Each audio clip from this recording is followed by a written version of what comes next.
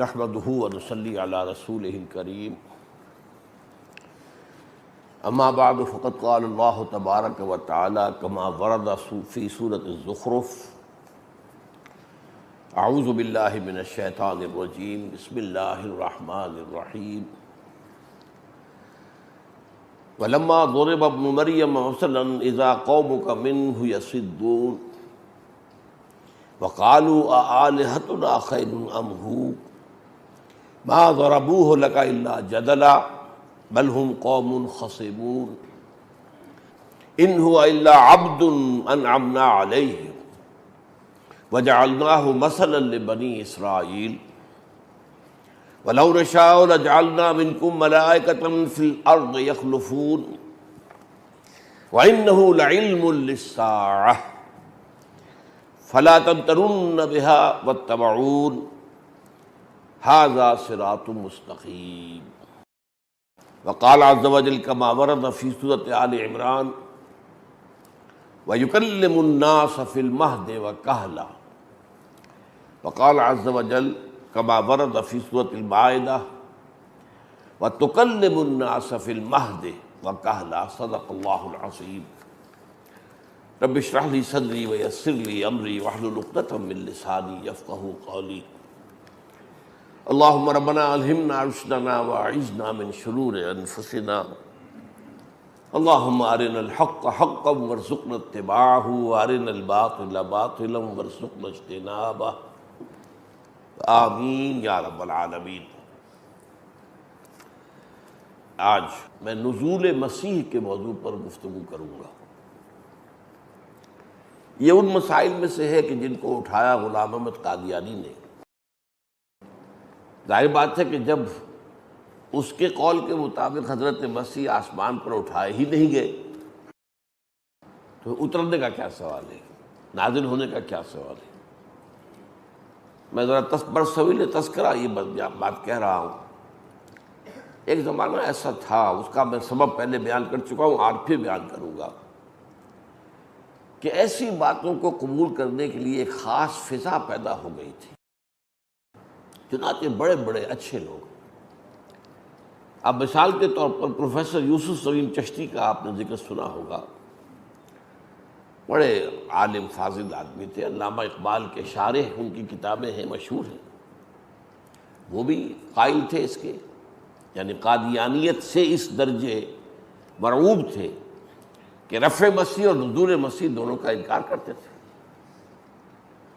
وہ تو پھر ایک مرتبہ میں انہیں خاص دعوت دی۔ میرا جب درس ہوتا تھا ہفتے وار اتوار کی صبح کو مسجد شہداء میں، وہ بوڑھے کافی تھے، لمبی نشست میں بیٹھ نہیں سکتے تھے، میرا درس ہوتا تھا کم سے کم 2 گھنٹے ورنہ 2.5 گھنٹے جاتا تھا، تو ان کے لیے خاص اہتمام کیا، گدا بچھایا، تکیہ لگایا، گاؤ تکیہ لگایا، انہیں بلایا، کیونکہ مجھے ان سے انس تھا، محبت تھی۔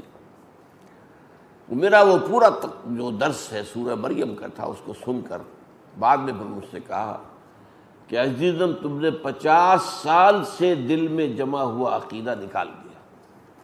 اللہ کا شکر ہے، اللہ کا فضل ہے۔ لیکن میں یہ بتا رہا ہوں، اس کی مثالیں دے رہا ہوں کہ یہ اچھے اچھے لوگ متاثر ہوں۔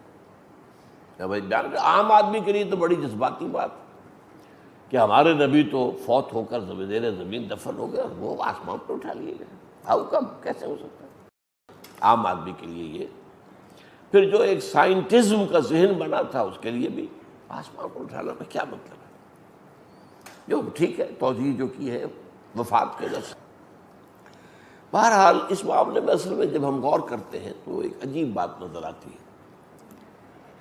حضرت مسیح علیہ السلام کا معاملہ یہ ہے کہ مجسم خرق عادت، خرق کا میں مفہوم بیان کر چکا، توڑ دینا، پھاڑ دینا، سمندر کو پھاڑ دینا۔ کشتی جو حضرت موسیٰ علیہ السلام جن کی طرف بھیجے گئے تھے، خضر، شاید ان کا نام خضر ہو، یقین سے نہیں کہہ سکتے، انہوں نے کیا کیا تھا؟ جس کشتی میں سوار ہوئے اس کا ایک تختہ توڑ دیا، خرق کہا۔ تو خرق عادت کا مطلب کیا ہے کہ جو عام قانون ہے دنیا کا، مادی قانون، چلتا رہتا ہے چلتا رہتا ہے، یہ اللہ کے بنائے ہوئے قوانین ہیں، اور روز روز نہیں ٹوٹتے یہ قانون تو جو ہے چلتا ہے، مستقل ہے، اس میں کوئی شک نہیں۔ لیکن اس کا یہ مطلب نہیں ہے کہ قانون بنانے کے بعد قانون بنانے والے کے ہاتھ جو ہے وہ بندھ گئے، اب میں کچھ کر ہی نہیں سکتا، میں تو قانون بنا چکا ہوں۔ آگ تو جلائے گی، چاہے وہ ابراہیم کو اس کو گرایا جائے اس میں، چاہے کسی اور کو گرایا جائے۔ نہیں، یہ ہمارا عقیدہ ہے کہ جو قانون کا بنانے والا ہے اس کے پاس اختیار ہے، وہ جب چاہے اس قانون، عادی قانون ہم اسے کہتے ہیں، دی یوزول لاس، جو عام طور پر اس دنیا کے اندر کار فرما ہے، laws of physical change, laws of chemical change, et cetera et cetera, یہ سائنس جنہوں نے بھی تھوڑی بہت پڑھی ہے انہیں معلوم ہے۔ لیکن خرق عادت اس سے کہتے ہیں کہ عادی قانون کاٹ کر توڑ کر اللہ اپنی خصوصی قدرت اور اپنے خصوصی مشیت کو ظاہر کر دے۔ اب یہ ہوا ہے، معجزے سارے خرق عادت ہی ہیں نا، لیکن حضرت مسیح تو مجسم معجزات تھے، یہ ان کی خاص بات ہے۔ پیدائش معجزے سے ہوئی، بغیر باپ کے۔ نمبر 2، حضرت مریم کی گود میں بھی بات کر رہے ہیں، اور میرے نزدیک تو اس سے پہلے ولادت کے وقت بات کی حضرت مریم سے۔ سورہ مریم میں جو قصہ آیا ہے کہ بہرحال حمل جیسے ہوا وہ سورہ مریم میں پہلے بیان کیا گیا ہے، اللہ کے حکم سے فرشتہ نے جو ہے وہ آیا اور اس نے خبر دی۔ اب وہ جب حاملہ ہو گئی، حمل ظاہر ہو رہا تھا، تو اب آبادی میں کیسے رہے؟ کہیں جا کر ویرانے میں کسی جگہ چھپ گئی۔ اس کو کہا ہے کہ وہ تو اس کو جو ہے دور ایک برج کی جگہ پر چلی گئی۔ وہاں یہ ہے کہ اب درد ذہ کا مرحلہ آ گیا ولادت کا۔ اب انہوں نے کہا یا لیتنی مت قبل ھذا وکنت نسیا منسیا۔ ایک تو وہ درد ایسے ہوتے ہیں، واقعہ یہ ہے کہ پچھلے زمانے میں تو ولادت کے بعد عورت کی زندگی کو نئی زندگی سمجھا جاتا تھا، عام طور پر اتنی اموات واقع ہوتی تھی ولادت کے دوران کہ جو عورت جو ہے اس کے بعد صحیح سالم ہو گئی، گویا کہ نئی زندگی ملی ہے۔ تو یا لیتنی مت قبل ھذا وکنت نسیا منسیا، اور میں تو، اور دوسرا فکر یہ کہ اب میں کہاں جاؤں گی اس بچے کو لے کر، کیا بتاؤں گی لوگوں کو، کون مانے گا کہ یہ فرشتہ اس کی منہ سے اللہ تعالیٰ کے حکم خصوصی یہ مجھے عمل ٹھہرا ہے، میں نے کچھ زنا نہیں کیا ہے، کوئی بدکاری نہیں کی ہے۔ تو اس میں یہ ہے فناداها من تحتها، یہ ہاں من بھی ہے، اور اس کی ایک تلاوت جو ہے ہمارے ہاں جو قراءات مستند ہیں من بھی ہے، من تحتها۔ تو پہلی کی روح سے ترجمہ یہ کیا جاتا ہے کہ وہی فرشتہ جس نے کہ خوشخبری دی تھی کہ تمہارے یہاں ولادت ہوگی، وہی اس پہاڑی ذرا اونچی جگہ پر تھیں وہ، تو وہاں سے اس کے نیچے جو ہے اس کے نشیب میں دامن میں وہ فرشتہ موجود تھا، اس نے پکارا لا تحزنی قد جعل ربک تحتک سریا وہزی الیک بجذع النخلۃ تساقط علیک رطبا جنیا۔ نہیں، افسوس نہ کرو، غمگین نہ ہو، تمہارے رب نے تمہارے نیچے یا تمہارے قریب دامن میں ایک ندی بھی نکال دی ہے، پانی پیو ٹھنڈا۔ اور یہ کہ یہ جو سوکھا تنا کھڑا ہے، جس کی جڑ پکڑ کے، ہم کو معلوم ہے کہ عورت جب درد ذیل میں ہوتی کسی چیز کو پکڑتی ہے زور سے، تو اس کے حوالے انہوں نے اس کو پکڑا، حزی الیک جذع النخلۃ تساقط علیک رطبا جنیا۔ یہ سوکھا تنا جو ہے کھجور کا، اس سے تازہ کھجوریں گریں گی، کھاؤ پیو، فکلی واشربی وقرری عینا، کھاؤ پیو کھجور، تازے کھجوریں کھاؤ، ٹھنڈا پانی پیو، اپنی آنکھوں کو ٹھنڈا کرو۔ اس کے بعد یہ کہ اب جب تم کسی انسان کو دیکھو تمہیں خطرہ یہی ہے نا، تو تم کہہ دینا کہ میں نے تو روزہ رکھا ہوا، میں بات نہیں کر سکتی۔ میرے نزدیک یہ کلام حضرت عیسیٰ ہی کا ہے، ولادت کے فوراً بعد اپنی ماں کی ہمت افزائی کے لیے، اپنی ماں کی جو ہے وہ دلجوئی کے لیے یہ کلام حضرت مسیح ہی نے ابھی ولادت کے فوراً بعد کیا، واللہ اعلم۔ اس کے بعد اسے کہہ دیا جب آئی قوم میں، آخر جاتی کہاں، پھر وہ بچے کو لے کر آئی قوم میں، فاتت بہ قومہا تحملہ، اس بچے کو اٹھائے ہوئے جب آئیں اپنی قوم میں، قالوا یا مریم لقد جئت شیئا فریا، اے مریم تم تو یہ بہت ہی گندا کام کر کے لے آئی ہو، یہ کیا کیا، یہ کس کا بیٹا ہے، کس کا ولد الحرام ہے یہ؟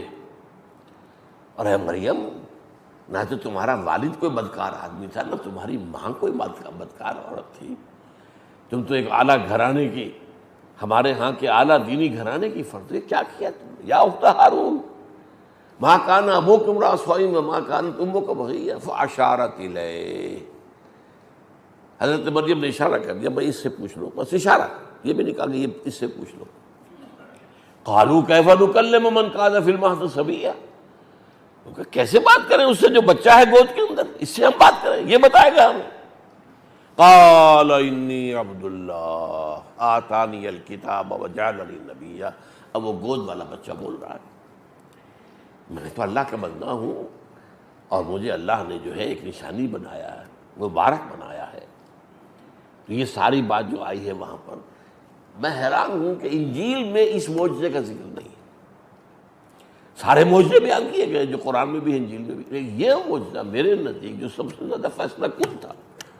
اب ظاہر بات ہے کہ اب منہ بند ہو گئے لوگوں کے، اتنا بڑا معجزہ دیکھ کر اب کیا اعتراض کرتے. تو گویا کہ حضرت مریم کو اس اعتبار سے ایک پروٹیکشن اللہ نے دے. پھر آگے چلیے تو معجزات جو انہیں دیے گئے ہیں ان کا تو میں کئی دفعہ آپ سے کہہ چکا ہوں، کوئی شمار ہی نہیں. ایک مادرزاد اندھے کو بینائی دے دینا، ایک کوہڑی کے جسم پر ہاتھ پھیرنا وہ صحیح ہو جائے.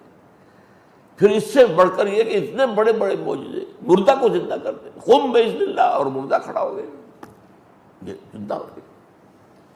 اور حیات پیدا کر دینا، ایک پرندہ بنایا گارے سا اور منہ میں پھونک ماری اور وہ اڑتا ہوا پرندہ بن گیا. تو یہ اصل میں بہت ہی اہم جو ہے شخصیت ہے حضرت مسیح کی.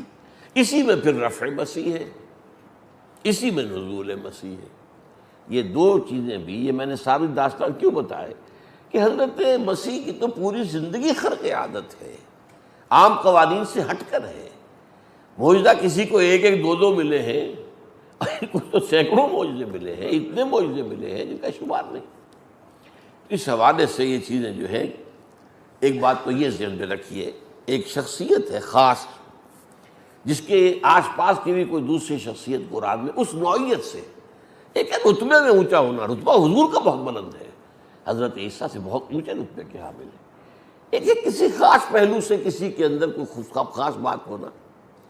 اب حضرت موسیٰ نے کلام کیا اللہ سے کوہ طور سے، حضور نے تو نہیں کیا. حضور کے کلام کیا ہے، آپ کو معلوم، ساتویں آسمان پر جا کر کلام کیا، وہاں مکالمہ ہوا شب معراج میں، لیکن زمین پر رہتے ہوئے کلام نہیں ہوا. خود قرآن مجید نے بار بار ذکر کیا اس کا. اسی طریقے سے حضرت عیسیٰ کو جو معجزے دیے گئے ویسے معجزے حضور کو تو نہیں دیے گئے. حضرت موسیٰ کی قوم کو جو کچھ نعمتیں دی گئی تھی، میں نے کئی دفعہ گنایا، حضور کی قوم کو تو نہیں دی گئی. بہرحال اب دوسری بات یہ سمجھیے کہ یہ اصل میں پس منظر اس کا کیا تھا حضرت مسیح کی بعثت کا. یہود پر جب بڑا عذاب اللہ کا آیا تھا، حضرت سلیمان علیہ السلام کے وقت تک تو ان کا ذرا عروج کا دور تھا، 100 برس بڑا عروج. یہ ان کی خلافت راشدہ تھی، جیسے کہ ابوبکر، عمر، عثمان، 3 کی خلافت ہے اصل میں. چوتھی خلافت ایسی جو نزاعی ہے، کیونکہ اس میں پورے عالم اسلام پر حضرت علی کی حکومت قائم نہیں ہو سکی. پورے عالم اسلام پر عمر، ابوبکر، عمر، عثمان رضی اللہ تعالیٰ عنہ. اسی طرح وہ بھی 3 تھے، طالوت، داؤد، سلیمان علیہ السلام. اسی طریقے سے وہاں حضرت سلیمان کے بعد ان کے 2 بیٹوں میں مملکت تقسیم ہو گئی. ایک اسرائیل، وہ شمالی تھی، سامریہ اس کا دارالخلافت تھا. ایک جنوبی جو یہودا کہلاتے تھے، جیوڈا، یہ ہے جنوبی، جس میں کہ یروشلم اس کا دارالخلافت تھا. یہ 2 مملکتیں بن گئی. یہ کچھ دیر چلی، پھر زوال آیا، اخلاق میں، عادات میں، کردار میں، عقائد میں، سب کچھ ہوا. جیسے زوال آتا ہے تو اس زوال کے بعد پھر اللہ کا حساب آیا. پہلے 700 قبل مسیح میں، 721 قبل مسیح میں اشوری، سارگون بادشاہ تھا اشوریا کا. یہی شام، سیریا جو آج کل کہتا ہے، آج یہ پچھلے زمانے میں اشوریا کہلاتا تھا. اشوری، اس نے حملہ کیا، اسرائیل کو ختم کیا، مملکت ختم، بالکل برباد ہو گئی. اور تقریباً 200 سال بعد 587 قبل مسیح میں، 150 سال کے لیجیے بس، پھر نبوکدنضر آیا، عراق کا بادشاہ، بیبیلونیا کا، کنگ آف بیبیلونیا، بخت نصر اردو میں کہتے ہیں، انگریزی میں نیبوکڈنضر. یہ گویا کہ عراق کے وہ بادشاہ جو نمرود کہلاتے ہیں، نماردہ. مصر کے بادشاہوں کو کیا کہتے تھے؟ فراعنہ، فرعون. اور جو عراق کے بادشاہ ہوتے تھے نمرود، جن سے مکالمہ حضرت ابراہیم کا ہوا تھا. حضرت ابراہیم اسی نمرود کی مملکت میں پیدا ہوئے. کیلڈین امپائر یہ کہلاتی تھی. وہی وہ شہر ار تھا جہاں حضرت ابراہیم کی ولادت ہوئی. بہرحال وہ جب عذاب آیا ان پر بہت سخت، تو اس وقت کے جو انبیاء اس دور میں آئے، وہاں تو مسلسل انبیاء آ رہے تھے، جیسا کہ میں نے آپ کو کئی دفعہ حدیث سنائی ہے. کلما ہلاک نبی خلفہ نبی. بنی اسرائیل میں تو 1400 برس تک نبوت کا تار ٹوٹا ہی نہیں. جیسے ایک نبی فوت ہوا، دوسرا نبی اس کی جگہ پر جانشین ہے. داؤد فوت ہوئے، سلیمان ہے، وہ بھی نبی ہے.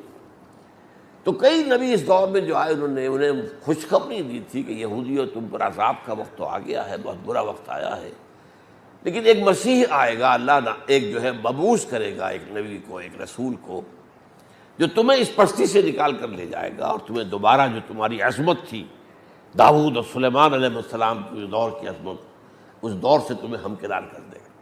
تو یہودی مسیحا اسے کہتے تھے، مسایا.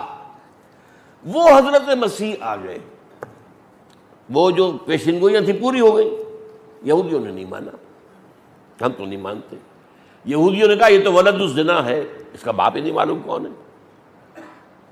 بلکہ ان کا کہنا یہ تھا کہ اس کا نکاح یا اس کا رشتہ ہو چکا تھا. یوسف نجار تھے، ایک بڑھئی تھا، کارپینٹر، لیکن ابھی رخصتی نہیں ہوئی تھی. اس سے پہلے ہی یہ لوگ یہ آپس میں انہوں نے وہ جو ہے جنسی فعل کیا ہے، جس سے یہ نطفہ ہوا، تو یہ ولد الحرام ہے جب تک کہ رخصتی نہ ہو. اچھا، عیسائیوں کا بھی عقیدہ یہی ہے کہ یوسف نجار سے اس کی نسبت ہو گئی تھی لیکن رخصت نہیں ہوئی تھی. لیکن ان کا کہنا یہ ہے کہ جیسے حضرت مریم کے سامنے ایک فرشتے نے آ کر بتایا تھا، خوشخبری دی تھی کہ تمہارے ہاں وہ اللہ کے خاص حکم سے ایک بیٹا پیدا ہوگا، ایسے اس کو بھی جا کر ایک فرشتے نے بتا دیا تھا کہ تم اس کو اب یہ نہ کرنا، اس کے اوپر تہمت اگر لگ گئی ہے تو حاملہ ہو گئی ہے رخصتی سے پہلے ہی، تو اسے تو وہ کر دیتے سنسار. وہاں تو بڑی سختی کے ساتھ سنساری کا قانون نافذ تھا، اسٹوننگ ٹو ڈیتھ، رجم. وہ خواب کے اندر بھی وہ ڈرتا ہے کہ یہ وقت وہ دیکھ رہا کہ میں مریم کو میں پتھر ماروں گا. اسے مریم سے محبت بھی تھی، شادی ان کی ہو چکی تھی، وہ رخصتی نہیں ہوئی تھی. پھر فرشتے نے اسے کہا کہ نہیں، اس کے پیٹ میں جو ہے وہ کسی انسان کا نطفہ نہیں ہے، وہ اللہ تعالیٰ کا خاص حکم ہے، کلمۃ منہ، اللہ کا ایک خاص کلمہ ہے. تو چنانچہ ان کی شادی ہو گئی، پھر باقاعدہ رخصتی ہو گئی. تو یہ ہے، یہ تفصیل جو ہے یہ میں نے آپ کو بتا دی. لیکن جو ہے معاملہ یہودیوں نے ولد الزنا کہا، انہوں نے بہرحال نہیں مانا. ان کا ٹھیک ہے، تو یہ تو دونوں کو یہ خبر مل چکی تھی اس لیے. لیکن یہ سوال باقی رہ جاتا ہے کہ یہ دونوں کو تو خبر مل گئی تھی، لیکن باقی یہودیوں کو کیسے خبر ملتی؟ قرآن جو بتا رہا ہے اس نے سب کے سامنے معاملہ کھول دیا کہ وہ بچہ جو گود میں وہ خود کہہ رہا قال انی عبد اللہ آتانی الکتاب وجعلنی نبیا وجعلنی مبارکا اینما کنت واوصانی بالصلاۃ والزکاۃ ما دمت حیا وبرا بوالدتی ولم یجعلنی جبارا شقیا والسلام علی یوم ولدت ویوم اموت ویوم ابعث حیا ذالک عیسی ابن مریم. یہ ہے عیسی ابن مریم. تو قرآن نے تو اس طریقے سے بات کر دی نا کہ اب ظاہر بات ہے کسی کے لیے کوئی حضرت مریم پر کوئی تہمت لگانی ممکن ہے، جب زبانیں گنگ ہو گئی ہوگی کہ تو ہے ہی معاملہ ہوا رہتا. بہرحال یہ جو میں نے کہا نا کہ وہ منتظر بیٹھے ہوئے تھے مسیح کے، جب مسیح آیا تو انہوں نے جو ہے وہ ماننے سے انکار کر دیا. اس کی ایک تفصیل ہے، یہ تورات میں ایک مثال دی گئی ہے کہ ایک دولہا کے انتظار میں اس کی دلہنیں یا جو بھی ہوں گی وہ منتظر تھیں، لیکن جب دولہا کے آنے کا وقت آس ہو گئی. یعنی اسی طریقے سے حضرت مسیح علیہ السلام کا انتظار کر رہے تھے، لیکن جب حضرت عیسیٰ علیہ السلام آئے تو انکار کر دیا، ولد الزنا قرار دیا. اور بہرحال انہوں نے اپنے بس پڑتے تو سولی پر چڑھا دیا. باقی جو ہوا وہ میں پچھلی مرتبہ بیان کر چکا ہوں. ایسا ہی مجھ سے لطیفے کی بات ہے، یہ کہی تھی ایک بات میں گیا ہوا تھا ایران، یہ آج سے کو 15 سال پہلے کی بات ہے. تو وہاں پر جو ہمارے پاس انہوں نے، جو کہ حکومت کے مہمان تھے ہم، تو ایک آدمی تھا جو مستقل ہمارے ساتھ رہتا تھا خبر گیری کے لیے. وہ آدمی ذرا آؤٹ اسپوکن بھی تھا، بزدہ سنج بھی تھا، کچھ ہنسی مذاق کرنے والا بھی تھا، کھلے ذہن کا آدمی تھا۔ تو میں نے اس سے کہا کہ دیکھو تم انتظار تو کر رہے ہو مہدی کا، لیکن کیا تمہیں یقین ہے کہ جب مہدی آئیں گے تو تم مان لو گے انہیں؟ نو وی شیل سے وی ڈونٹ نیڈ یو۔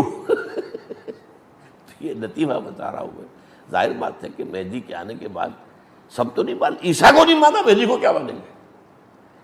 تو یہی ایک بات ذہن میں رکھیے، چاہے آپ منتظر ہیں، وہ تو وہاں پر ہے ہی کہ تو دعائیں کرتے ہیں کہ جو بھی امام غائب ہے وہ اب آئیں، واپس ہو جائے۔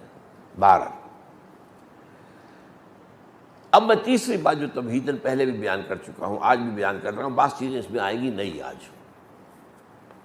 میں نے آپ سے عرض کیا تھا کہ 19ویں صدی کے اواخر میں ایک طرف انگریز آیا، اس نے ہمیں فتح کر لیا،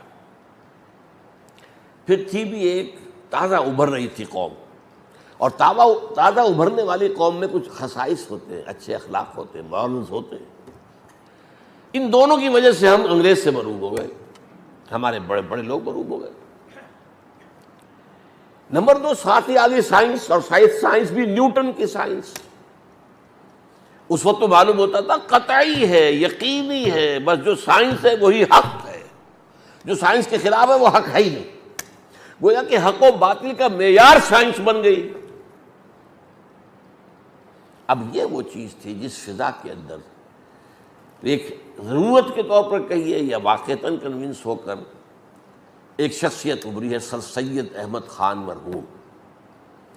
اب ان کی شخصیت دو پہلو، ایک ہے مسلمانوں کا ہمدرد ہونا، غمگسار ہونا، اور انگریزوں کے آنے کے بعد مسلمانوں میں سے ایک طبقے کا یہ جو فیصلہ تھا کہ نہ انگریزی پڑھیں گے، نہ سائنس پڑھیں گے، نہ یہ پڑھیں گے، نہ وہ پڑھیں گے، نہ انگریزی تہذیب اختیار کریں گے، نہ میز کرسی پہ بیٹھ کر کھانا کھائیں گے، نہ چمچہ استعمال کریں گے، یعنی ٹوٹل بائیکاٹ، مقاطعہ، اس کی انہوں نے یہ شکل اختیار کی تھی۔ اب یہ بھی ایک طرح کا پیسو ریزسٹنس ہے نا، یہ تو نہیں کہ وہ میدان میں آ گئے مار دھاڑ، یہ نہیں کہ انہوں نے، لیکن یہ کہ بھائی کم تو یہ تو کم کر سکتے نا، کوئی ہم پر قانون تو انگریز نے نہیں بنایا کہ ضرور میز کرسی پہ بیٹھ کر کھانا کھاؤ، کوئی انگریز نے قانون تو نہیں بنایا کہ کھڑے ہو کر پیشاب کرو، اور ہم کر رہے ہیں، انگریز کو کرتے دیکھ رہے ہیں۔ تو اس میں یہ قانون کا انہوں نے مقاطعہ پیدا کیا پورا کا پورا۔ سر سید نے کہا کہ اگر تم اس پر چلتے رہے تو تم تو مارے جاؤ گے۔ ہندو تو آگے بڑھ رہا ہے، تعلیم حاصل کر رہا ہے، سائنس پڑھ رہا ہے، انگریزی پڑھ رہا ہے، اور تم رہ جاؤ گے، پھر کیا ہوگا؟ کچھ عرصے کے بعد تم سقے رہ جاؤ گے یا قصائی رہ جاؤ گے، بس اللہ اللہ خیر صلی اللہ، اور کیا رہے گا تمہارا مقام، کیا رہے گا؟ اب یہ رائے اس کی جو ہے وہ یقیناً صحیح تھی۔ علماء کی رائے ایک اعتبار سے صحیح تھی کہ اس وقت ہم اس پوزیشن میں نہیں ہیں کہ انگریز اور انگریزی تہذیب اور انگریزی علوم کا میدان میں مقابلہ کر سکیں۔ میرے نزدیک حقیقت پسندی تھی، ریئلزم تھا، لیکن دوسری طرح سے معقول بات وہ تھی جو سر سید کہہ رہا تھا کہ بھائی جو چیز آئی ہے اس میں جو غلط ہے چھوڑ دو۔ اب انگریزی کو غلط ہے، انگریزی زبان ہے، یہ کوئی زبان تو کوئی کافر نہیں ہوتی، کوئی مسلم نہیں ہوتی، اردو ہے یا عربی، آپ عربی کو زبان کہیں، اسلامی تو پھر اردو کیا ہے، فارسی کیا ہے؟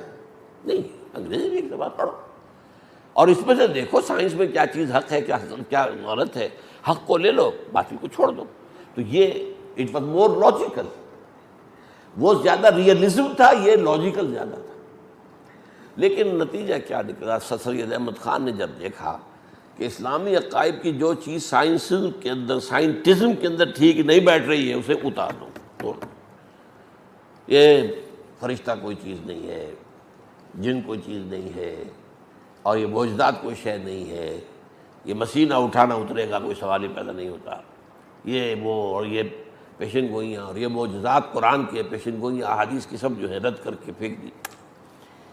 اور ان سے دو قسم کے لوگ متاثر ہوا سر سید سے، یہ ہے ایک نقطہ جو میں آج بیان کر رہا ہوں۔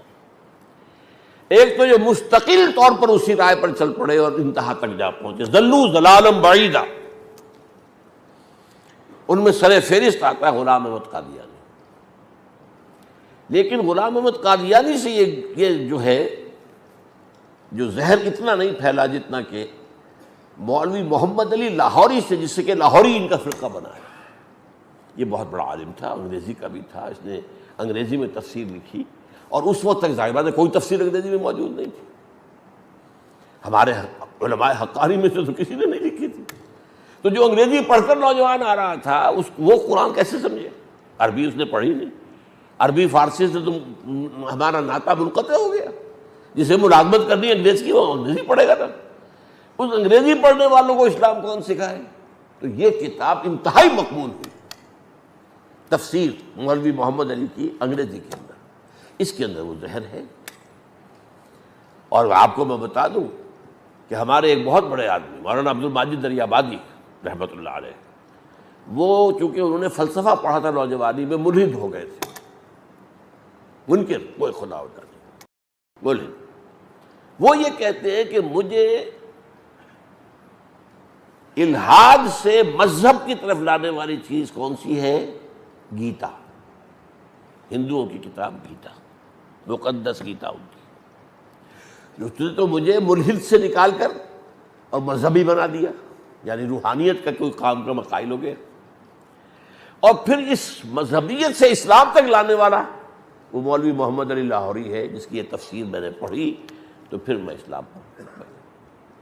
تو ایک تو یہ لوگ، لیکن یہ کہ ان کے اندر یہ زہر مستقل ہو.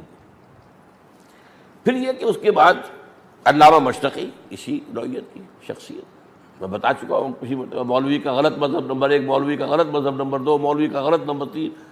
سارے مولویوں کے لیے سارے عقائد یہ وہ سب غلط. پھر جملہ منکرین سنت کا طائفہ جو آیا ہے، منکرین سنت، ان میں سب سے زیادہ جس شخص نے زہر گھولا ہے، کون سیاہی گھول رہا ہے وقت کے بہتے دریا میں، وہ غلام احمد پرویز.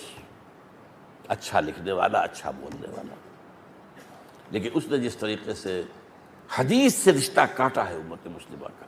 روشن خیال اینکرز ہیں، روشن خیال جو ہیں وہ جو بھی دانشور ہیں، خاص طور پر مشرف نے جس طرح اس روشن خیالی کو پروان چڑھایا ہے، دودھ پلا کر پیسے دیے بے تحاشا، ان لوگوں کو بے تحاشا مدد کی ہے. کیونکہ امریکہ کا حکم تھا کہ تم اپنی تہذیب کی جڑیں کھود کر ہماری تہذیب کو نافذ کر دو. یہاں پر 33% عورتوں کی سیٹیں جو ہے فکس کروا دیں. ذرا سوچئے، پوری دنیا میں کہیں نہیں. ہم تو گویا کہ مغربیوں کے باپ بن گئے، دادا بن گئے. بھئی امریکہ میں ہے کوئی سیٹیں عورتوں کی مستقل؟ بھارت میں ہے کوئی؟ پوری دنیا میں مانا جاتا ہے امریکہ سب سے بڑا جمہوریت کا نمبردار، اور نمبر ایک اور دوسرے اعتبار سے سب سے بڑا بھارت ہے. کہ امریکہ کے اندر تو ظاہر بات ہے کہ تعلیم عام ہے، سب پڑھے لکھے لوگ ہیں، اور یہ کہتے ہیں کہ یہ جمہوریت صرف اس نظام میں چل سکتی ہے کہ جہاں پر لٹریسی پرسنٹیج ہائی ہو. بھارت کی تو لٹریسی پرسنٹیج ہم سے کچھ ہی بہتر ہے، اللہ اللہ خیر اللہ. وہاں جمہوریت چل رہی ہے، معجزہ ہے، لیکن کیا وہاں پر کچھ سیٹیں مقرر ہیں؟ یہ اصل میں طوفان جو آیا ہے یہ مغرب کا براہ راست حملہ ہے. اور میں ایک دفعہ تقریر کر چکا ہوں دجالیت پر، کہ دجالیت کے 3 لحاف ہیں. کہ ایک سیکولرزم پوری دنیا کے اوپر وہ لحاف لپٹا ہوا ہے. نمبر 2 جوا اور سود لپٹا ہوا پوری دنیا پر. یہ تو اسلامی دنیا ہو یا غیر اسلامی دنیا ہو، یہ 2 لحاف تو پوری انسانیت کے اوپر آ چکے ہیں. اور تیسرا ہے یہ بے حیائی والی تہذیب، اور عورت کو گھر سے نکال کر میدان میں لانا، آزاد کرا کر. نتیجہ کیا؟ خاندانی نظام ختم، برباد. یہ تہذیب ہے جو یورپ میں آ چکی ہے پوری طرح، امریکہ میں آ چکی ہے. اب وہ چاہتے یہی تہذیب پوری عالم اسلام کے اندر جڑیں گاڑ لے. یہ اس کے لیے سارا کام جو ہے منکرین سنت کے ذریعے سے کروایا جا رہا ہے. اچھا، یہ تو ایک کھاتا ہے نا جو کہ دلو دلالم بعیدہ، دور چلے گئے، بہت دور چلے گئے، بہت دور چلے گئے. ایک اور لوگ بھی ہیں ہمارے ہاں جو جزوی یا وقتی طور پر متاثر ہوئے سر سید کی فکر سے. ان میں بواسطہ شبلی نعمانی، جنہوں نے یہ اپنی سیرت میں لکھا کہ یہ جو جنگیں شروع ہوئی تھی حضور کے زمانے میں، یہ تو مدافعانہ تھی، صرف مسلمانوں نے کبھی جنگ نہیں کی. جھوٹ بول رہا ہے. حضور نے تو مدینے میں آتے ہی 6 مہینے کے بعد ہی چھاپا مار دستے بھیجنے شروع کر دیے تھے. ابھی قریش کی طرف سے تو کوئی قدم اٹھا ہی نہیں تھا ابھی. اسی طرح مولانا فراہی، اب یہ بھی نوٹ کر لیجیے، میں خود اپنے سورسز جو ہے قرآن مجید کے فہم کے ان میں شمار کرتا ہوں ان کو. فراہی اصلاحی، ابو الکلام ابو العلا، ڈاکٹر اقبال ڈاکٹر رفیع الدین، شیخ الہند مولانا محمود حسن، شیخ الاسلام شبیر احمد عثمانی. یہ چار میں کہتا ہوں کہ ایک حوض ہے، حوض کے اندر 4 پائپوں سے پانی آ رہا ہے. حوض ہے، وہ حوض ہے جس میں جمع ہوا ہے. لیکن یہ کہ میں کسی شخص کے ساتھ ایسا نتھی نہیں ہوں، ایسی عقیدت میں نہیں ہوں کہ اس کی غلط بات کو بھی صحیح کہوں. یہ مولانا فرائض سے شدید اختلاف. عجیب، آپ نوٹ کیجئے تفسیر جو ہے سورہ فیل، وہ عجیب تفسیر. نہیں کوئی پرندے نہیں آئے تھے، کوئی چونچوں میں ان کے کنکریاں نہیں تھیں.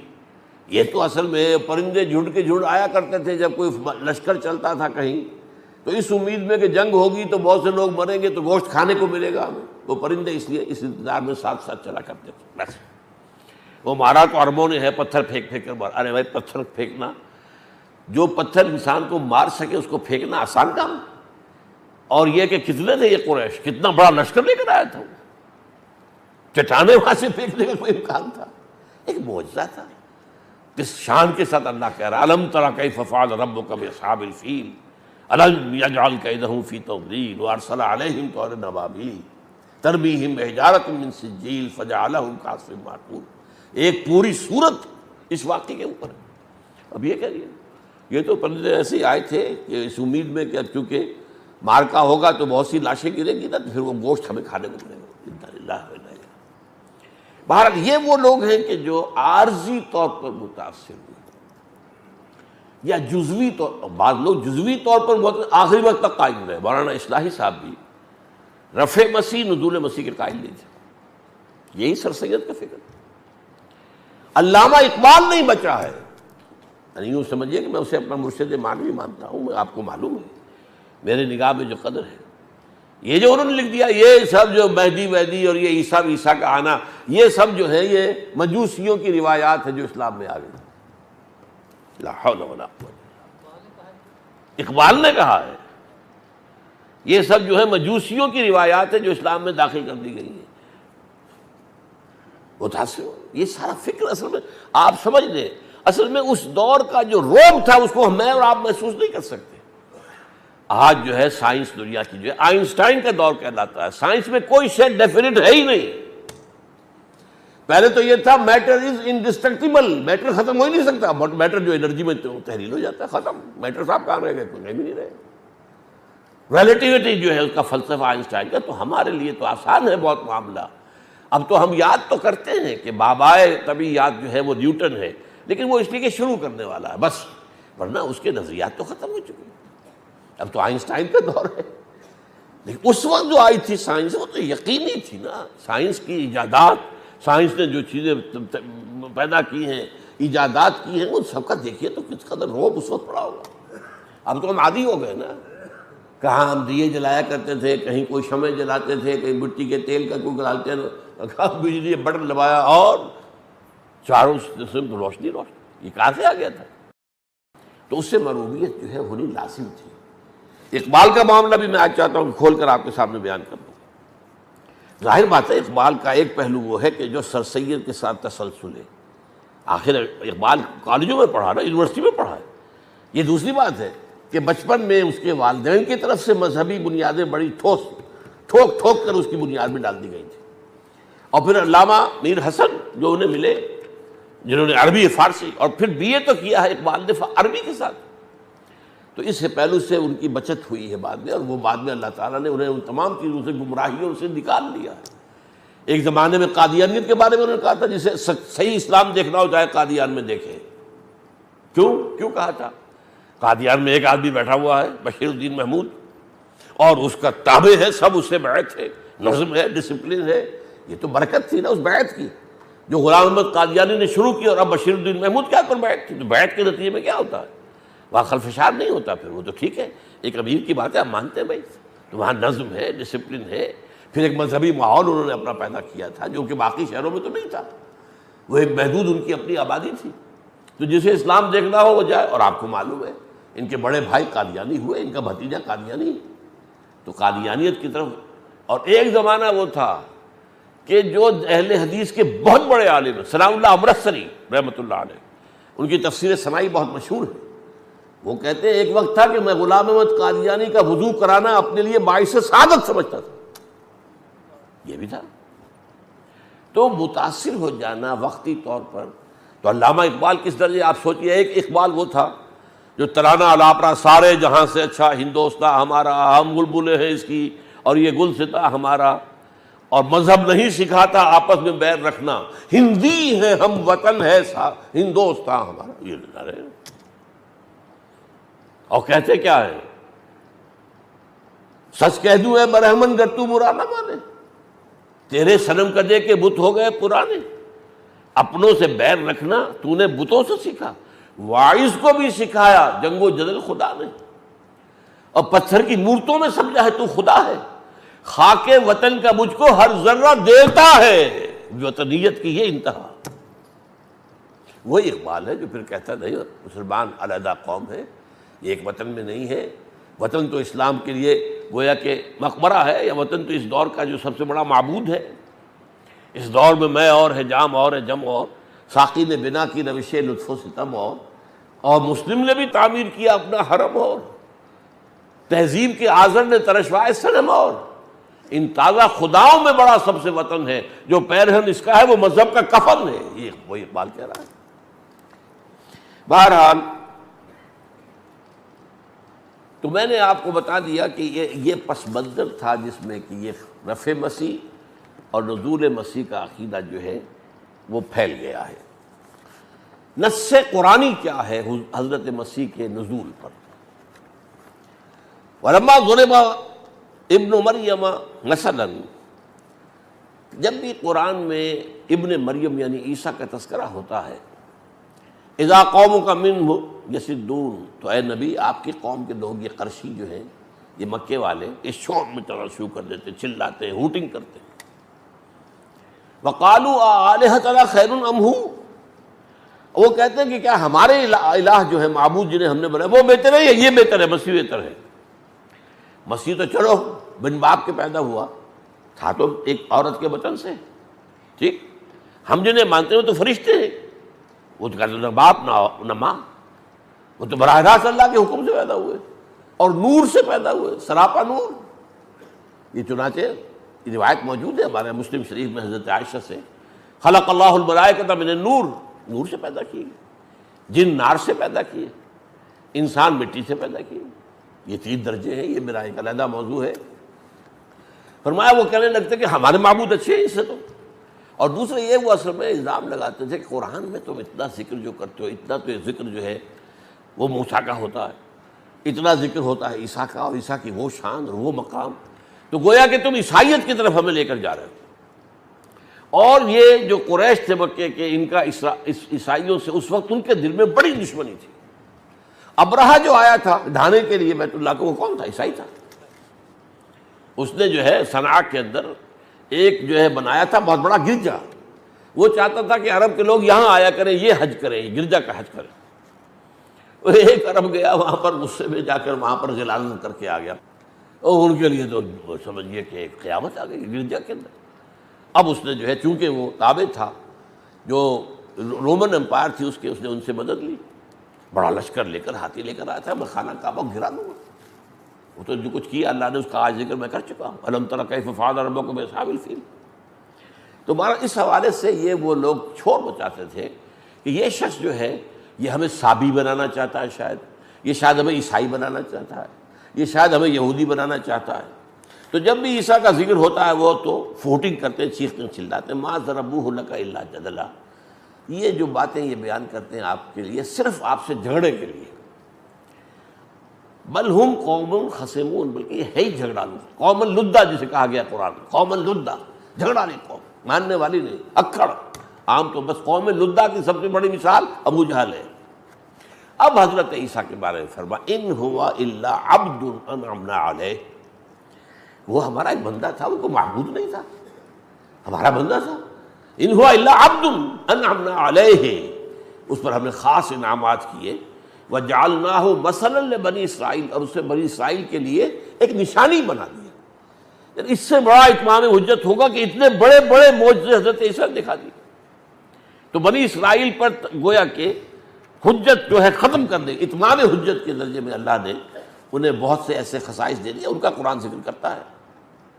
وَلَوْ نَشَاءُ لَجَعَلْنَا مِنْكُمْ مَلَائِكَةً فِي الْأَرْضِ يَخْلُفُونَ، اور تم ایسا سمجھتے ہو کہ نور سے پیدا ہونا جو ہے وہ مشکل ہے اور کوئی بڑی بات ہے فرشتوں کی، ہم چاہیں تو تمہارے اندر سے فرشتے اٹھا دیں، فرشتے پیدا کر دیں، وہ زمین میں جو ہے آئیں اور چلیں اور ایک حکومت کریں، لیکن یہ ہماری مشیت کے خلاف ہے۔ ہم نے آدم کو بنایا تھا خلافت عرضی کے لیے، فرشتوں کو نہیں، فرشتوں کو خلافت نہیں دی تھی۔ اس کے بعد آتا وَإِنَّهُ لَعِلْمٌ لِلسَّاعَةِ، اور وہ عیسیٰ تو قیامت کی ایک نشانی ہے کہ جب وہ آ جائے گا معلوم ہوگا کہ اب قیامت کی گھڑی آ گئی ہے۔ یہ ہے نص قطعی۔ اگرچہ وہ جو جدید دور سے سر سید کی فکر سے متاثر لوگ ہیں وہ کچھ اور تعویلیں کر جاتے ہیں، لیکن یہ نص قطعی ہے، اس پر امت کا اجماع ہے۔ حضرت عیسیٰ اب آئیں گے تو وہ اصل میں قیامت کی ایک نشانی ہوں گے کہ اب قیامت سر پر آ گئی، آئی کھڑی۔ اچھا، اس کے ساتھ میں دو اور آپ کو نصوص سناتا ہوں۔ سورہ آل عمران میں ہے، جب بشارت دی گئی حضرت اس مریم کو کہ تمہارے ہاں ایک بیٹا تولد ہوگا، اس کی شان بیان کی، وہ ایسا ہوگا ایسا ہوگا، اسے اللہ کتاب اور جو ہے حکمت کی تعلیم دے گا، تورات اور انجیل عطا کرے گا۔ وہیں پر ایک لفظ یہ بھی ہے وَيُكَلِّمُ النَّاسَ فِي الْمَهْدِ وَكَهْلًا، اور وہ لوگوں سے بات کرے گا گود میں بھی، پنگھوڑے میں بھی، اور بڑا ہو کر بھی۔ اور پھر یہی بات سورہ مائدہ میں آ رہی ہے، اس کے آخر میں یہ ذکر ہے کہ قیامت کے دن اللہ تعالیٰ حضرت عیسیٰ سے ایکسپلینیشن کال کرے گا، اے عیسیٰ ابن مریم میں نے تمہیں یہ دیا، یہ دیا، یہ دیا، یہ دیا، یہ دیا، یہ دیا، تم میرے حکم سے، میرے اذن سے یہ کر کے دکھایا، تم نے میرے حکم سے یہ معجزہ دکھایا۔ اور انہی میں ایک یہ بھی ہے وَتُكَلِّمُ النَّاسَ فِي الْمَهْدِ وَكَهْلًا، اور میرے ہی اذن سے تم بات کرتے تھے لوگوں سے اس پنگھوڑے کے اندر بھی اور بڑے ہو کر بھی۔ اچھا، اب اس آیت پر غور کیجئے، بڑے ہو کر گفتگو کرنا کوئی معجزہ ہے؟ سبھی کرتے ہیں، سمجھ رہے بات؟ بڑے ہو کر گفتگو کرنا دلیل ہے اس کی کہ جب وہ اٹھا لیے گئے تو وہ تو شاب تھے، ابھی جوان تھے، 33 برس کے، وہ تو کہل تو نہیں، کہولت تو نہیں آئی ان پر، نہ یہودی مانیں گے کہ کہولت آئی ہے ان پر، نہ عیسائی مانیں گے، نہ ہم مانتے، کہولت تو نہیں آئی۔ 30 برس کی عمر میں ان کی نبوت جو ہے اس تبلیغ کا آغاز کیا انہوں نے، اور 3 برس صرف 33 برس کی عمر میں اللہ نے انہیں اٹھا لیا، یا یہودیوں کے بقول ان کو انہوں نے قتل کر دیا، صلیب چڑھا دیا، یا عیسائیوں کے قول چڑھائے تو گئے لیکن وہاں فوت بھی ہو گئے، بعد میں اللہ نے انہیں زندہ کیا، پھر اٹھا لیا۔